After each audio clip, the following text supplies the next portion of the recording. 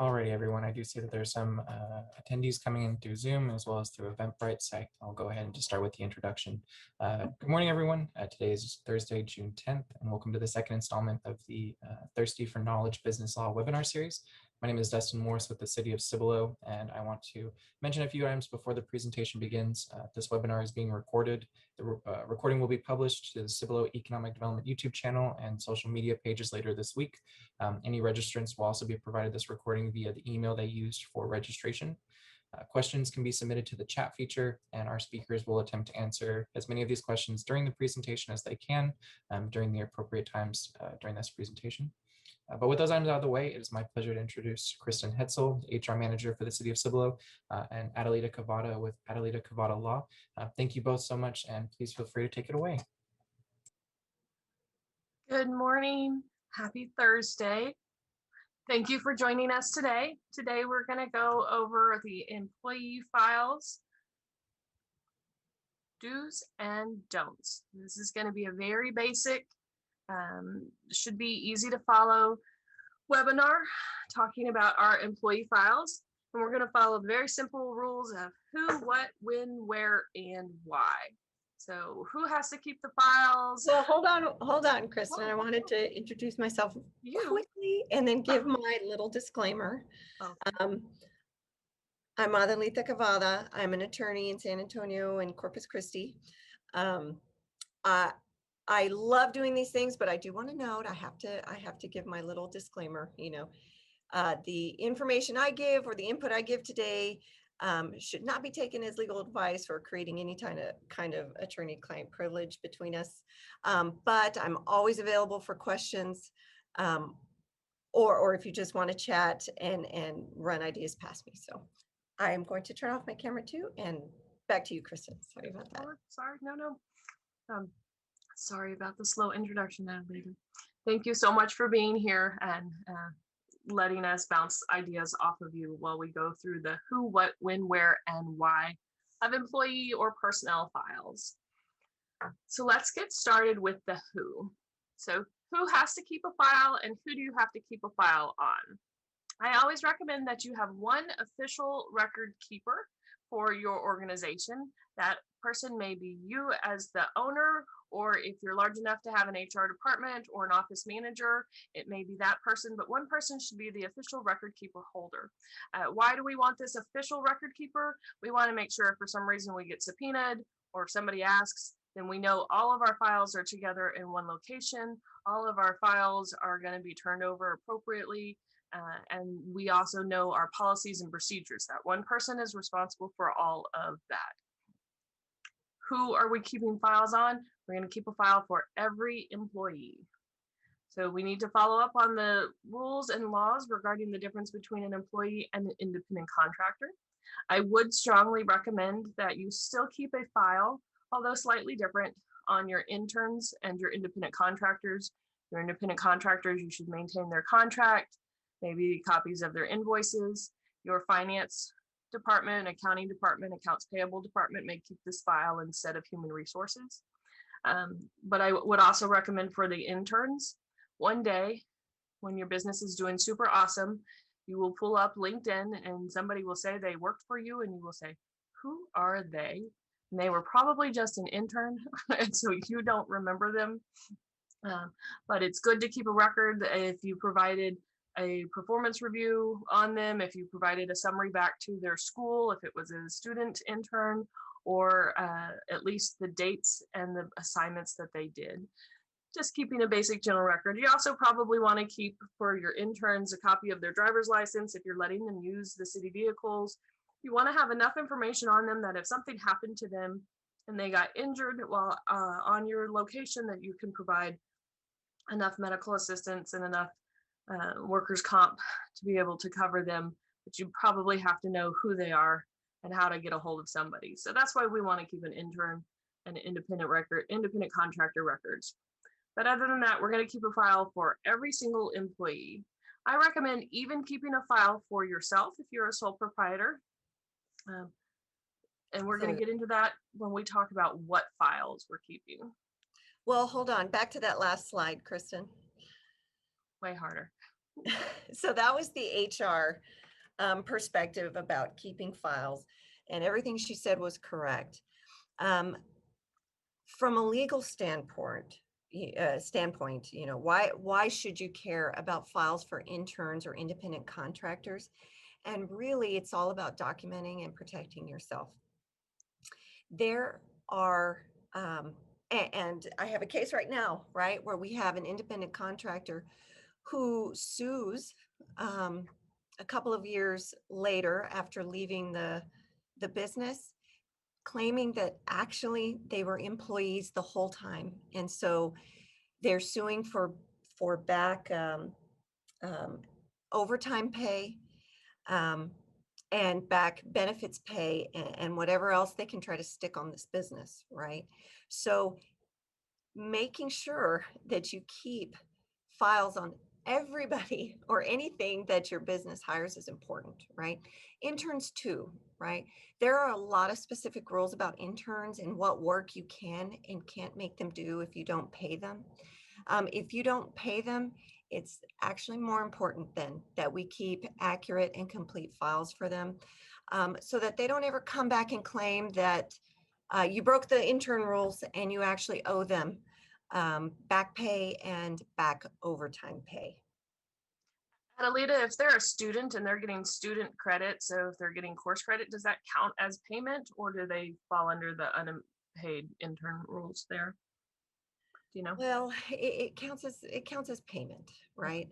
I always recommend that we pay interns, because there's that line between a true intern that's just there for experience, right? And then an intern that we're actually going to use to help our business. It's a very thin line, and it's super easy for people to cross it and change an intern into an employee, right?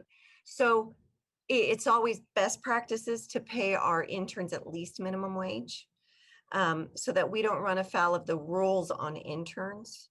But getting, if they're getting school credit, they're technically paying you to work there, technically, right? So that fine line between what you can and can't make them do, it's super easy to cross, right? So just a little practice tip, right? Always pay the interns. Right? I agree. I agree. Slide 5. And So I have comments on this one too, so don't I forget. got you now. I got you now. I Okay. figured out the plans now. It's a little slow start. I didn't get my breakfast on time today. I apologize. So what are we keeping? How many files do we want to keep? And so I always recommend a minimum of 3 separate files. We need to keep our I-9 separate. We need to keep our basic personnel or employee file separate. And then anything that is medical related separate. So I-9s, if you are doing paper I-9s, you have to do these again for every single employee. You're going to keep a copy of the I-9. You're going to keep a copy if you choose to make copies of the verification documents like their driver's license and social security cards. You're going to do that on everybody. You're going to keep all of those together in a separate file. Keep those away from your personnel file. You can keep them in a 3-ring binder if you're small enough to be able to keep that.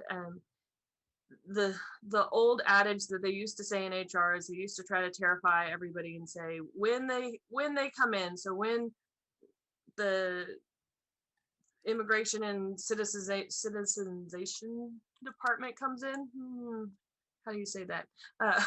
When they come in, that they just come in with a big dolly and they take your entire file cabinet. And that's not exactly how it happens, but that's the terror they try to put into HR when they talk about how serious I-9 files are. So I recommend when you're doing I-9s, stop and actually read the whole thing. If you've never actually read it, read the whole thing and make sure you're filling it out appropriately. They do have some very strict rules about abbreviations. And so keep all of those files separate. You're going to keep your personnel file separate. Your personnel file is going to be that entire life cycle of the employee. And we're going to go over those in a minute. And then the last one we're going to do is medical files. So medical files are anything that could be a little too personal. So if they've passed a drug test and they've sent them for a drug test or a physical, if they're turning in a doctor's note, if they're asking for an accommodation, if they're asking for FMLA leave, any type of medical information about them or their family, we're going to keep that in a separate file so that it does not get cross-contaminated, to minimize anybody's access to it. Supervisors have more rights to personnel files, but they are not going to have rights to that medical file. And that's why we keep at least 3 separate files. Some organizations keep more files. If you have a lot of what we call employee relations investigations, sometimes those are kept separately. It's what works best for you and your organization, but I would recommend at a minimum 3 separate files. In that personnel file, we're going to document the entire life cycle of the employee. So we're going to keep in there any basic employment decisions. So that is going to be their application. That's going to be what you scored to determine they were the best applicant or that they qualified for an interview. You're going to keep any of your interview notes. You're going to keep your offer letters. All of that is something that we need to maintain for a minimum of 2 years. We're going to keep basic personnel information. So that's going to include their name and their address, their social and their birth date. It's going to include anything related to tying them to their job or showing them as a worker of this company. Policies and training. We definitely want to get a signature, electronic or ink signature, that they have received policies, that they understand policies, their job descriptions, anything that is tying them down, and it's your CYA that says, I have told this person this information. Copies of training, if you're sending them to training, if they've received annual sexual harassment training, if you're a government entity and you're required to do cybersecurity training, any of these items that are training, we want to keep a record that we have provided for them, that they attended and met the minimum requirements. Timesheets and pay information. We definitely want to keep all of their time. I am a big believer that everybody should clock in and clock out every single time. Not everybody agrees with that. That's just my personal belief. But the Fair Labor Standard Act says that we need to record their hours and what we pay them, but we don't necessarily need to keep a pay stub. But I want to know that you worked 8 hours on Monday and 9 hours on Tuesday. As Adelita said, if somebody comes back and says that they were misclassified as exempt and they should have been non-exempt, or they were misclassified as an independent contractor and they were truly an employee. When you get into situations like that, if you do not have clear notes on their timesheets, how many hours they worked, then the court, and correct me if I'm wrong, Adelita, the court is going to look at the employee, or the person claiming that they were an employee or claiming they were non-exempt, and they're going to provide hours. Because I can tell you right now, that person has kept meticulous notes that they worked overtime all of these hours, and you will have no reason or no means to defend yourself if you didn't keep any of these payroll, these timesheet records. You also want to keep pay information. So even as a sole proprietor, I'm a strong believer that you need to be keeping all of your documents for work very separate. And if you decide to pay yourself, great. If you decide to pay yourself regularly, say, I'm going to pay myself $500 every Friday, just mark the date and the amount, standard pay. And then if for some reason you pay yourself different, you say, today I'm going to pay myself $1,000 because we survived Snowvid and I deserve a bonus. This is going to help you when you're looking for verification of employment, when you're looking at verification of wages, because they may look at that $1,000 and say, well, that's your new rate. You gave yourself a raise. That's going to be your new rate. And then you want to be able to clearly document that you gave yourself your standard $500 and then you gave yourself a $500 one-time bonus. And so keeping those documents is going to help. We want to keep those all for a minimum of 3 years, but this is the electronic age. And so as long as we have the ability, you might as well keep them. We want to make sure that if somebody comes back, we have the ability to defend ourselves. Same reason we keep promotion and demotion opportunities. So if you posted for promotion and somebody applied, we want to keep their new application, we want to keep their new record, and we want to keep why they did not get selected or why they did get selected. So that's the same as that original employment decision. We need to keep those for a few years in case the EEOC wants to come back and say that you've discriminated and that you chose poorly. Same with demotion. Why did you make this decision? Same with performance and investigation and any type of discipline. We're trying to figure out what you decided and why you decided.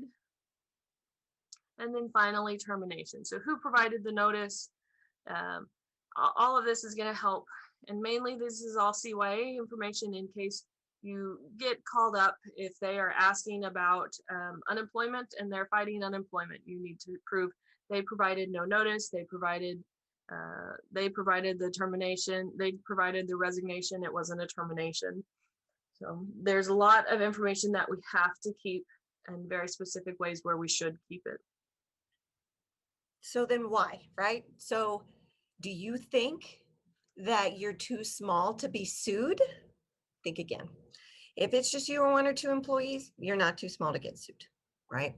So it's important to document all these things that Kristen just went over and reviewed, especially when it gets to promotions or demotions. The where, when, and why is super important on why you promoted someone or why you demoted someone, right?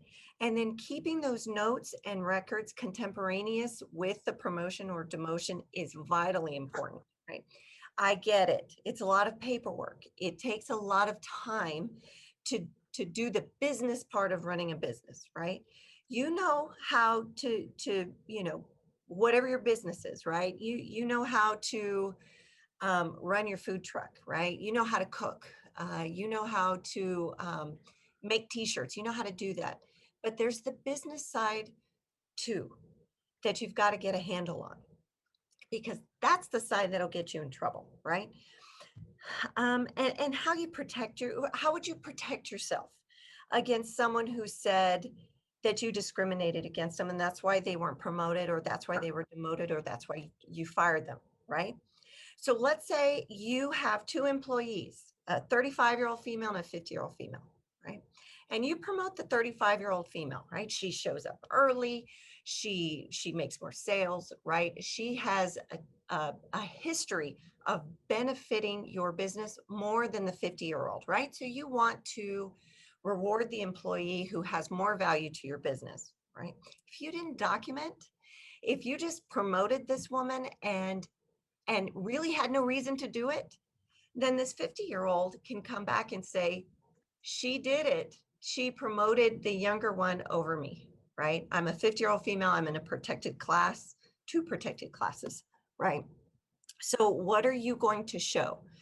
That you made the best decision for your business.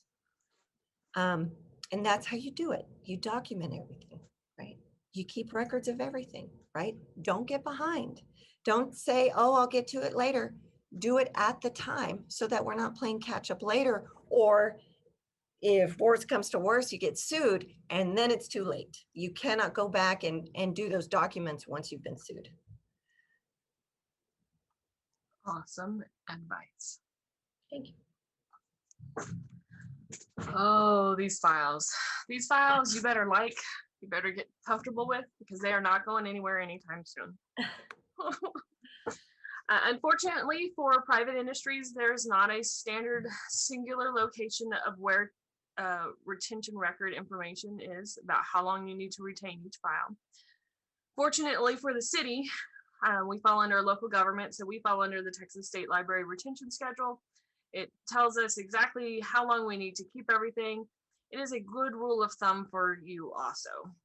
So you can just Google Texas State Library retention, and it's gonna break it down for each individual file. So applications are 2+ years. We need to keep that application. That's because the EEOC is gonna have that much time to look and potentially sue you for that. If they are hired, you should maintain a copy of their application for 5 years minimum. I suggest you keep it for the lifetime of the employee. You know, applications are actually a little dirty secret in HR. If you are looking for a reason to get rid of somebody, frequently at the very bottom, there is a signature of on your application that says, this is the best of my knowledge, this is truthful. And a lot of times after they start working there, you find out that that's not so much the case. They may have fudged some of the years. They may have inflated their position. They may not have been honest about a degree. And so if you're looking to get rid of somebody, sometimes looking at that application gives you a nice, easy documented reason not to keep them, besides just the at-will laws. Financial, when we talk about financial, we're talking about payroll.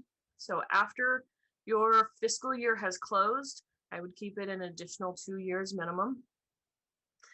I-9s, so everybody's going to have I-9 documents. That's 1 to 3 years, depending after termination, depending on if they worked longer than 3 years or not. So if you just hired them and they were there for a hot minute and they left, then you're going to keep that for a minimum of 3 years.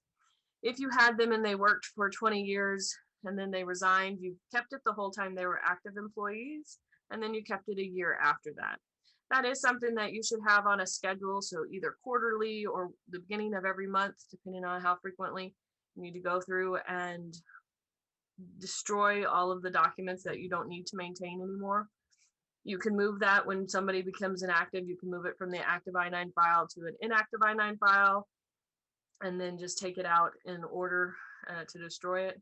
Medical information is a tricky one. So medical information, when it comes to any type of workers' comp injury, you need to keep probably for a minimum of 30 years. So when it comes to workers' comp, they're going to be covered for the life of that injury.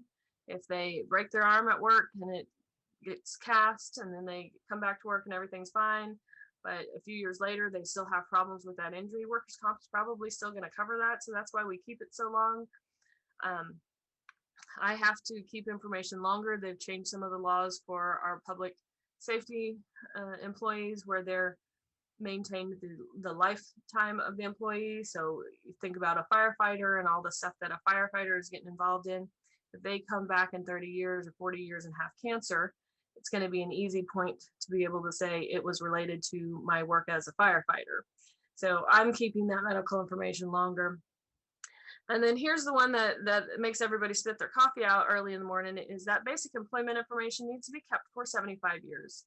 So I need to know that Kristen Hetzel was employed by the city of Cibolo from July 2013 until hopefully not anytime soon. And so having that information, you keep their social, keep their birthday, keep record that they were an employee. So once you hire, this is why I give my hiring manager such a hard time. Once you hire that guy or girl, they are mine and I'm responsible for them for a very, very long time. So let's make sure we are making the best possible hires that we can. So what happens when I can get rid of it? How do I destroy it? I always believe that you should document the destruction. It's not a requirement for private. It is a requirement for public employees like the city. But I always suggest that you keep a record anyway that says, this is my policy. My policy is to destroy anything 2 years older than 2 years. And then you go and you shred it and say, on October 1st of every year, I went and shredded everything that was older than 2 years. Always recommend shredding. We don't want to take any chances. This is everybody's personal life. There's so many identity thefts and issues that come out now. Think about all the information you have on your employees. You're going to have socials, birth dates, addresses. Sometimes you have their families' information for beneficiaries or covered dependents. You have their bank information. You have everything a bad guy needs to be able to do bad things. So always shred and don't take any chances when it comes to employee files or employee information that's being destroyed. So what if you, and I'm asking a rhetorical question that I'm about to answer, Kristen, so don't worry. So what if you shred the documents and then get sued, right? Are you going to panic?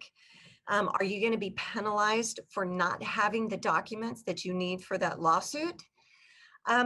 It depends, right? Did you do everything Kristen said? Did you have a consistent schedule where you documented and destroyed, by destroyed, I mean shredded, right? So did you shred these consistently, right? Over the life of your business? You did this every January 1st. You have it in your calendar. This is what you and your employees are doing for that day, right? We're purging files and we're getting rid of stuff that's taking up room, right? If you've done that, you're fine, right? Because you have this spreadsheet where you've documented what it was that you shredded or destroyed, why you shredded it. Did you reference the policy, your policy for shredding documents? And then when you did it, right? If you have that and you have that for everything that you've ever shredded, then you'll be okay, right? But if you didn't, then you'll be in a bit of trouble, right? And now that we've been sued, we can't go back and recreate any documents. We just made more work for ourselves and for our lawyer, right? So then what if the business closes, right? So do you have to keep these documents? Yes and no, right? There are some statute of limitations on the different claims that someone can sue you for, right? So discrimination claims or FLSA claims, like overtime claims, or, they were injured at work and you didn't take care of them, right? All of these have statute of limitations and a finite time where someone can sue you. Now, some of that time depends on when they discovered it, right? So like Kristen said, those medical records, right? This firefighter might not get cancer for 15 years, right? So once he discovers he has cancer, that's when his statute of limitations starts running, right? So if it's 2, 3, 4 years, 10 years, whatever it is, right? It starts from when he discovered that he had a right, a right to sue you, right? So if your business closes, box everything up, put it in plastic bins, tape it all shut, and keep it somewhere, in the back of a closet or in your garage somewhere that it's safe in case anything happens. And then in our will, we can, direct that those documents can now, most likely those documents can be destroyed, right? Because the claim would have been against you and you're no longer here, right? So that's how important these documents are. And if you close your business and then 2 years down the road, somebody sues you, you'll have nothing to defend yourself because you destroyed everything, right? So keep it all under the schedule, that Kristen has outlined here. And then if you're shutting down, consult a lawyer. Ask them what's important and what's not important. Get it documented that you got legal advice, that there is someone with this fancy degree that said you didn't have to keep certain documents, right? And keep that with you, put it with those, files that you have taped away, right? So, and the same if something gets lost or accidentally destroyed, right? So if for some reason you had two boxes in your garage or in your active business and there was a flood and one box got destroyed, then you need to make an excellent notation and documentation to keep with the other one that says alphabet A through H, A through M got kept and N through Z was destroyed in the flood on, so-and-so date. We had that here at the city. We had problems with snowvid and we had some burst water pipes and we had some files, some paper files that were destroyed. Some of them didn't dry out properly and they can't be read.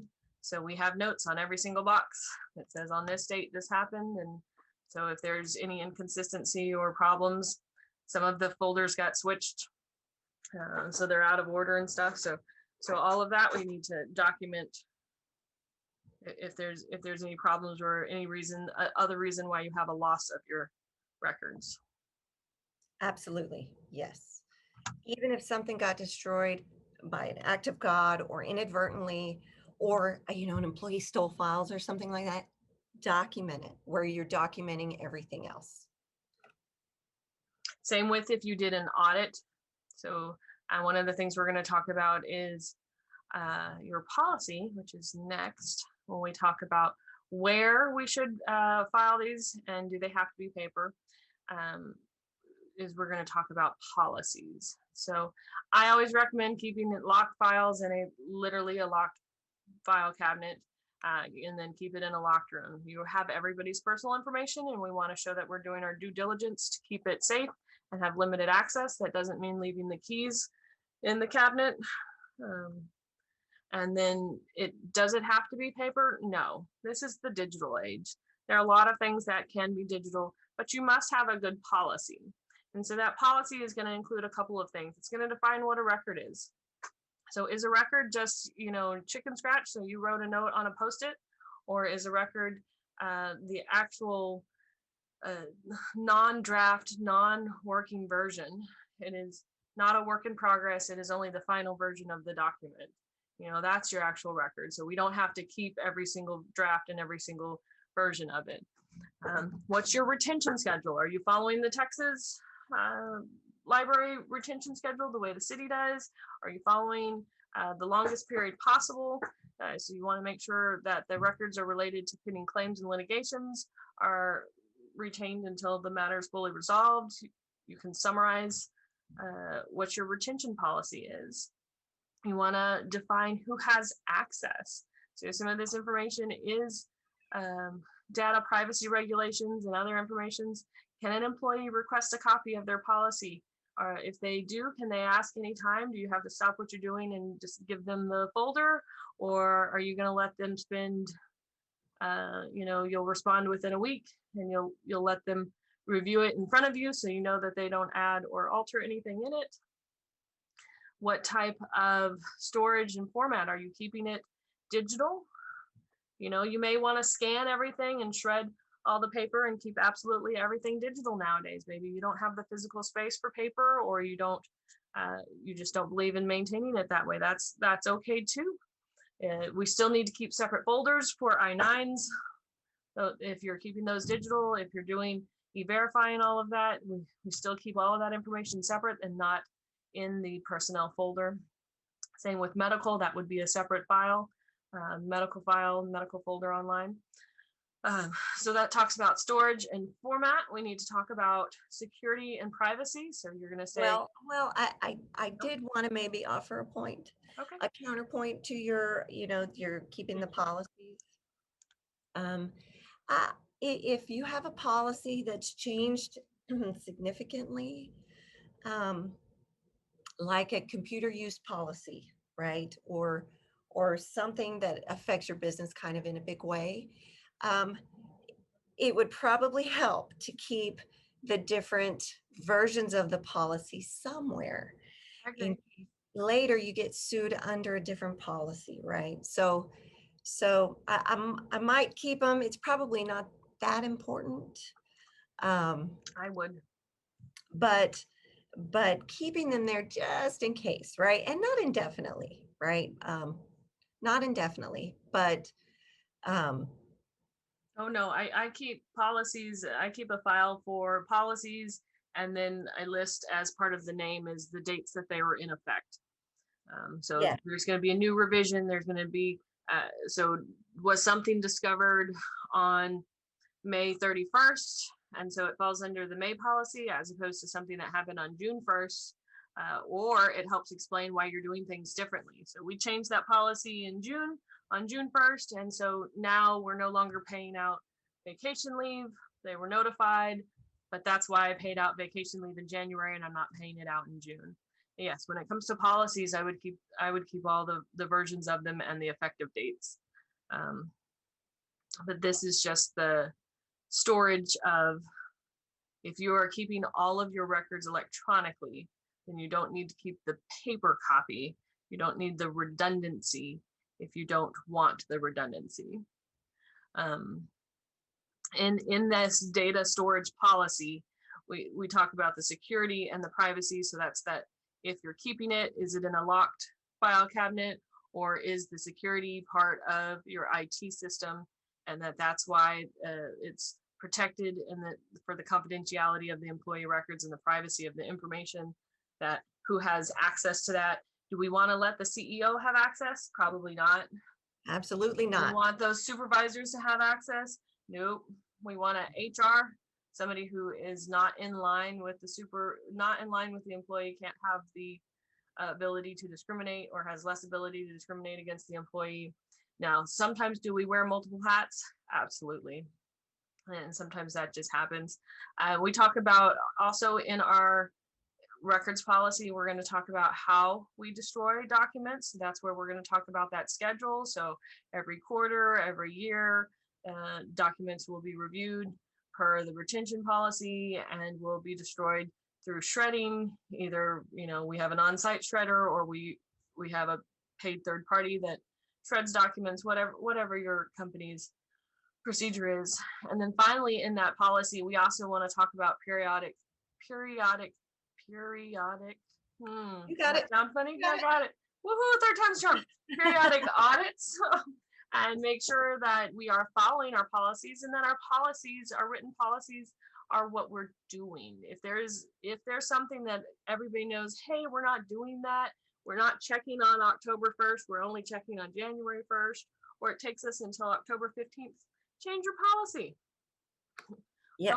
Don't say October 1st if you really mean October 15th, or if you mean the first business day in October, or if you mean, to make your policy match what you're doing. There's no reason not to. So that is the where. Do you have any more on this slide, Adelita? No, thank you. And then we get to the why. Why do we have to keep everything so long? I feel like we've kind of addressed this as we go throughout. Let's blame the lawyers and legislation as Absolutely. General Always liability. blame Always blame the lawyers. Each agency that is responsible for the rule is going to have their own record keeping, so they're going to tell you why. So the Texas Workforce Commission has a link to record keeping. They're going to tell you how long you need to keep all of those records. DOL, who covers the FLSA, they're going to tell you the record keeping. The I-9 has a whole handbook that talks about retaining, and that tells you the 1 to 3 year rule. So each individual document that you're maintaining is going to have a rule, and it's going to be tied to that agency. I'm always a big proponent of SHRM. So that's the Society of Human Resources Management. You only need one person in your organization to have a membership at minimum, and that will get them on. And there is tons of information. You can pull policies. I don't work for them. I get no rewards for this. You can pull policies and examples. There's articles. There's ways to ask for help and for questions. So I always recommend SHRM. SHRM will help explain some of the why on that. Adelita? So everyone loves to hate lawyers, right? Everybody does. Until something goes wrong, and then we need them, right? So not me. Mine is my best friend. You always love your lawyers, right? I do. You're one lawyer, right? But really, you need them, right? There's a lot of good ones out there. And a lot of, these lawyers will help keep your business safe from liability, right? Because at the bottom line, that's what we're trying to do. We're trying to keep our business safe from those people that are going to come in and attack it, right? We've all seen those, those Walmart videos where, a customer goes in and creates havoc, right? And that's going to happen to you. It happens to everybody who has a business, right? And really, we need this business. This is how we support ourselves. This is how we support our families. This is how our employees support their families and themselves, right? So your business, no matter how small or how big it is important. And keeping it safe is important, right? Not just because, oh my God, I might get sued, right? No, because there are people depending on your business. You're depending on your business, right? So let's keep our business safe and talk to lawyers, right? Go get them for everything. I wanted Kristen to add a video by a rap artist. Her name is Cardi B.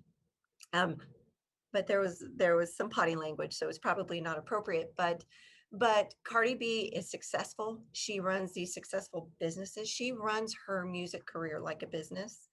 And her advice at a women's conference was get a lawyer. Get a lawyer when you start a business. Get lawyers for everything because it's important, right? And I said it in last week's presentation, and I'm going to probably repeat it every single week. But those who are most successful, the wealthiest, the most successful businesses, the Fortune 500, the Fortune 100, right? These businesses, these people, these wealthy people, they run to lawyers to protect themselves and to protect their money and to protect their businesses and to protect their assets. They run to lawyers, right? You should do it too, right? Don't be afraid. And there is this some perception out there that, well, why do you need to talk to a lawyer? What are you doing wrong? That's the wrong attitude to have about lawyers and the value and benefit that lawyers can have for you.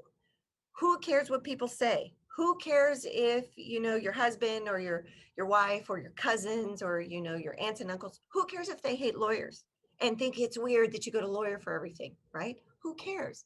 They're not running your business. You are. This is your business to protect, right?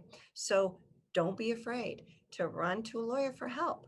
If you have a question, if you think something bad is about to happen, right? Or in the unfortunate situation, if you do end up getting sued.